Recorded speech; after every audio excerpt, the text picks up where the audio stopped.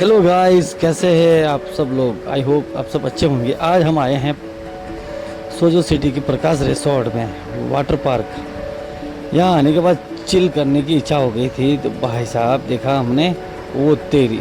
सबसे पहले ही हमें सीढ़ियों के ऊपर से होकर ऊपर जाना पड़ेगा, फिर वहाँ से छलांग लगाएंगे। ना ना ना भाई, मज़ा कर रहा हूँ, छलांग नहीं लगाएंगे। एक बैलून के ऊपर बैठकर। गरीब समझ रहे हो क्या मुझे? और आगे जाना पड़ेगा, चलो ठीक है। और ये मेरे सामने चल रहा है मोटा भाई। ये देखो, मोटा भाई भी अभी दिखाई देगा। ये क्या है? गर्मी थी लेकिन फिर भी हार मानने वाले नहीं। और सबसे पहले नंबर लगा मेरा, और मैं ये नीचे की तरफ बढ़ रहा हूँ। फ़ोन को मैंने उल्टा पकड़ रखा है, पता नहीं क्या होगा। जैसे ही सामने पानी दिखा तो वो तेरी, और ये फ़ोन सीधा अंदर पानी के। फिर हमने देखा फ़ोन तो हाथ से छूट गया है। फिर वापस अंदर गए और फ़ोन को निकाला बाहर। वो तेरी, अब जान में जान आई है। पानी बहुत ही ठंडा था, इच्छा हो रही थी कि अंदर ही रहे, लेकिन क्या करें, सब चीज़ों का समय होता है और टाइम टेबल होता है। फिर देखा वो तेरी, एक लकड़ी जैसा एक इंसान ऊपर से गिर रहा है। वो तेरी, और अरे ये तो रविंद्र, उसके पीछे विकास।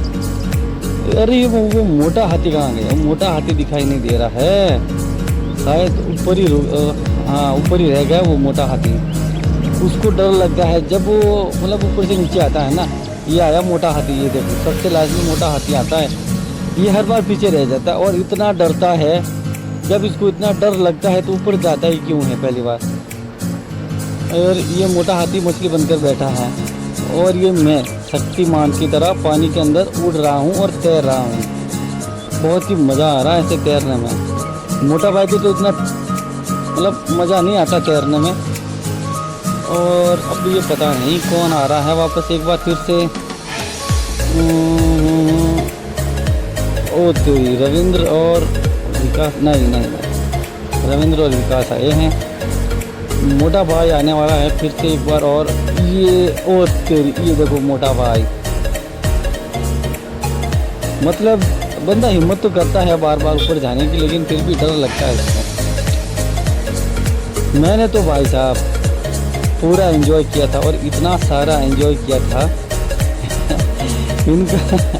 जब ये बार बार नीचे गिर जाते ना, मुझे ज़्यादा मज़ा आता है, और मैं इनको गिराता रहता हूँ इसके नीचे बार बार।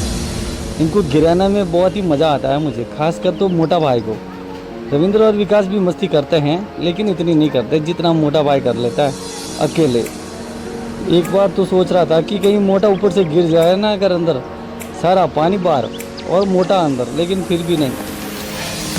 और अभी हम बैठे हैं बैलून के ऊपर। इसके ऊपर बैठकर सवारी करने का एक मज़ा कुछ अलग है, और ऊपर से ये ठंडा ठंडा पानी गिरता है ना, वो तेरी क्या एक अलग ही सुकून है ये भी। हम तो बार बार मोटा भाई को देख रहे थे कि पता नहीं अगर कुछ हो गया ना तो उठाने वाला नहीं रहेंगे। वो ठहरा 100 किलो का, और हम 20-20 किलो के 3 प्राणी। और ये फ़ोन एक बार फिर से पानी के अंदर।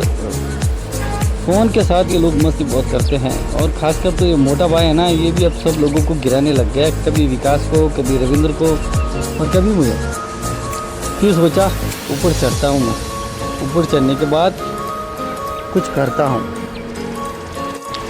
इस बार मैं और रविंद्र ऊपर जा रहे हैं वापस। एक ही बैलून के अंदर बैठकर वापस नीचे आएंगे दोनों।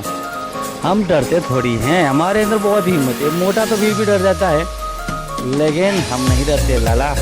हमारा रुतबा ही कुछ अलग है, हम चलते भी ऐसे हैं। देख लीजिए आप। और अभी हमें आने की बारी है ऊपर से नीचे आने की, और रविंद्र ने बोल दिया छोड़ दो। वो तेरी, और ये एंडिंग पॉइंट, ये लो सीधा पानी के अंदर। फिर वापस बाहर निकले पानी से, और देखा वो तेरी, राकेश और विकास दोनों गायब, कहाँ चले गए। हम सोच रहे थे कहीं दूर तो नहीं गए अंदर। फिर देखा वो पीछे मस्ती कर रहे हैं उधर उस साइड वाले। वो भी ना बच्चों की तरह हैं, बच्चों वाले स्विमिंग पूल के अंदर चले जाते हैं। और ये विकास विकास के साथ भी ऐसा ही होता है हर बार। वो पहले आता है, फिर उसके बाद में ये हवा वाला बैलून। मतलब इनके हाथ से छूट जाते हैं, पता नहीं क्या हो जाता है इनके साथ। जब इनको डर लगता है तो ये ऊपर जाते ही क्यों हैं। मुझे तो ऐसे उल्टा तैरना भी आता है, उल्टा सीधा जैसे कहोगे ना वैसे तैरना आता है मुझे, क्योंकि मैं एक अलग ही लेवल का बंदा हूँ लाला। और ये एक बार हम फिर से ऊपर गए हैं और ऊपर से नीचे की तरफ आते हुए पता नहीं इस बार हमारे सामने कौन आएगा, और जो भी आएगा ना वो तो गया। और ये बचा है विकास इस बार फिर से। वो तेरी जब नीचे आते हैं ना तब ऐसा थोड़ा थोड़ा फील होता है कि हल्की सी चोटें आती हैं, लेकिन आती किस वजह से पता नहीं। खैर छोड़ो, मुझे और रविंद्र को तो अभी तक एक चोट भी नहीं आई है। विकास को थोड़ी सी लगी है हाथ के ऊपर, और राकेश तो अब तक मेरे हिसाब से 4-5 बार तो नीचे लुढ़क गया है। और ये फूलचंद अभी पता नहीं कौन आ रहा है एक बार फिर से। तेरी लग रहा है ये आया, ये राकेश और विकास दोनों एक साथ, और वो भी उल्टे। वो नीचे चल रहे थे और इनके ऊपर ये बड़ा सा वाला, इतना बड़ा वाला बैलून। हाँ, विकास को एक बार फिर से लगी है चोट तेरी। ये देखो मोटा हाथी, और ये नीचे गिर गया। इसका बैलेंस बनता ही नहीं है भाई साहब। ये जितनी बार ऊपर बैठने की कोशिश करता है फिर से गिर जाता है। इसका बैलेंस बिल्कुल बराबर नहीं है, स्टेबिलिटी।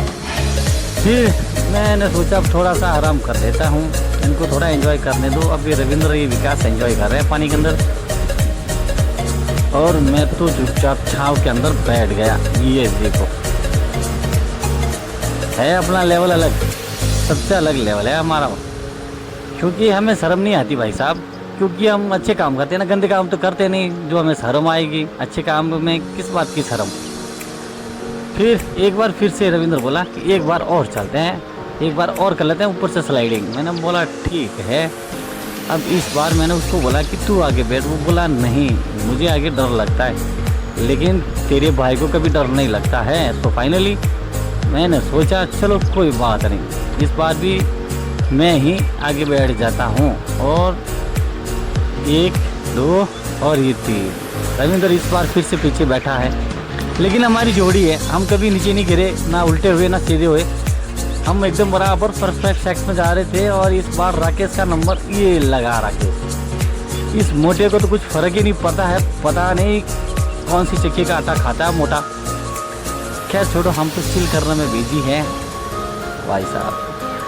बस एक चीज़ की कमी है, ये जो स्विमिंग पूल बना हुआ है ना, इसके ऊपर छाँव होती ना अगर तो ज़्यादा मज़ा आता। लेकिन छाँव नहीं होने की वजह से धूप भी इतनी भयंकर लगती है कि अंदर से बाहर आने की हिम्मत भी नहीं होती है।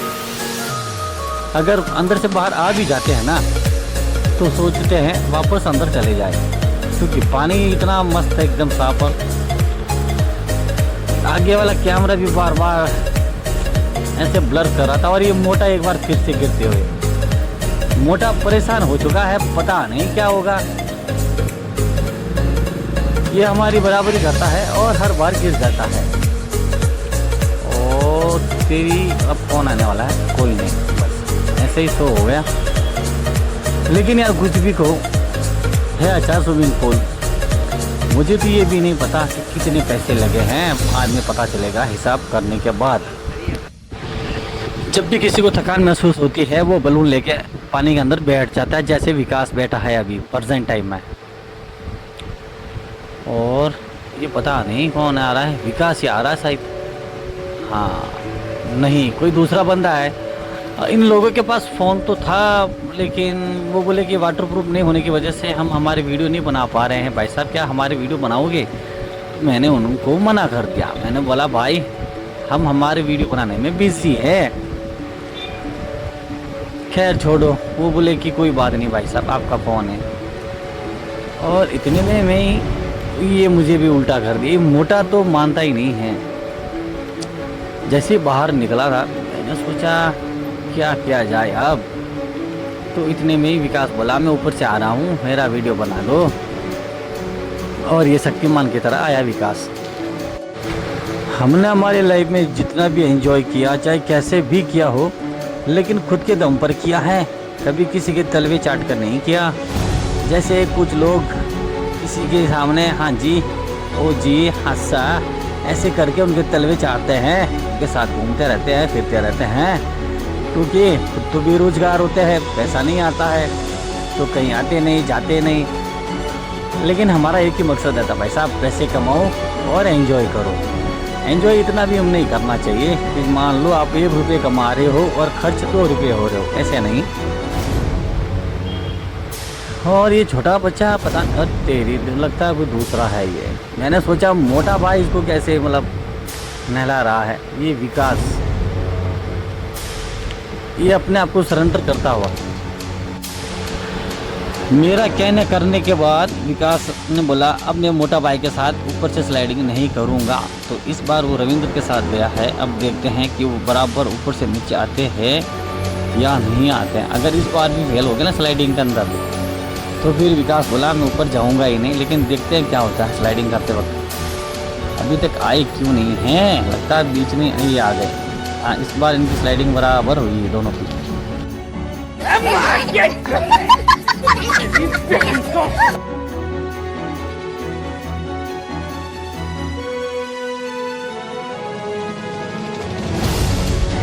मस्ती करने में मोटा भाई और विकास दोनों एक से बढ़कर एक है। मस्ती तो इतनी चढ़ी रहती। ये देखो मोटा पूरा सिस्टम हिला देता है। सिस्टम तो पता नहीं हिलता है नहीं हिलता, लेकिन पानी पूरा जरूर हिला देता है। और अब ये मेरी बारी। ओ तेरी, अच्छा हुआ साइड में ये बलूनी आया। ये देखो मोटा भाई के पीछे वाले हिस्से में कितनी सारी चोटें आई हुई है, लेकिन मोटा हार नहीं मानने वाला। और ये फिर से गिर गया। लगता है इसके कर्म और किस्मत सब खराब है, क्योंकि मैं तो मानता नहीं भाई कर्म और किस्मत को। अनपढ़ लोग मानते हैं कर्म और किस्मत को। मैं अपने जीवन का आनंद ले रहा हूँ उल्टा सीधा ना, जब जैसे मर्जी आए। और ये मोटा एक बार फिर से ट्राई कर रहा है ऊपर चढ़ने की, लेकिन भगवान करे ये डूब जाए। और ये डूब गया। अब आया मज़ा। और जब हम आराम से बैठे थे तो विकास को भी मस्ती आ रही थी, मतलब कि ये लोग कैसे आराम से बैठे हैं। और अब ये हमें नीचे गिराने की सोच रहा है। मैं और रविंद्र ज़्यादा मस्ती नहीं करते, क्योंकि हमें पता है ना ज़्यादा मस्ती करने से चोटें लग जाती है। इसीलिए हम चुपचाप अपना काम करते रहते हैं। और ये मोटे ने हमें फिर से गिरा दिया। कैसा लगा मेरा मजाक?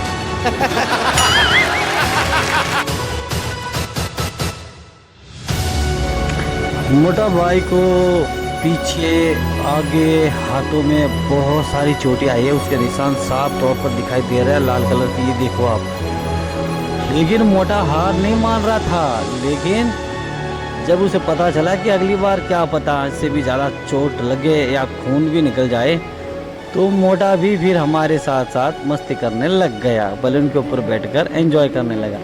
फिर मुझे भी वापस गुस्सा है। मैंने भी सोच लिया मोटे को नीचे गिराना पड़ेगा, क्योंकि इसने भी मुझे नीचे गिराया था। और ये मोटा गिर गया नीचे। अब क्योंकि ईंट का जवाब पत्थर से नहीं, हम भाटा से देते हैं। भाटा का मतलब भी पत्थर ही होता है। सोचा आपको बता दूं, आप तो अनपढ़ लोग होंगे, आपको पता नहीं होगा ना।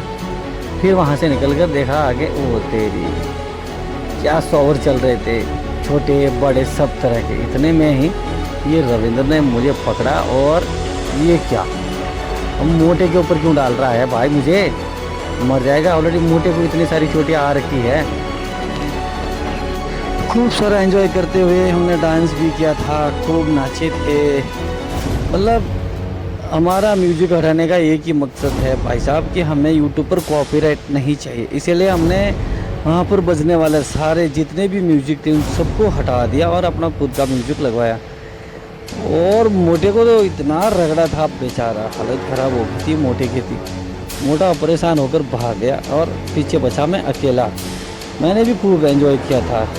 एंजॉय करने के पीछे का रीज़न एक ही होता है, जब आपके पास एक अच्छा फ़ोन हो, बैटरी लाइफ, कैमरा, और जो मेन चीज़ होती है ना वो होता है मोबाइल का प्रोसेसर। उसके बिना आपका फ़ोन अधूरा रहता है।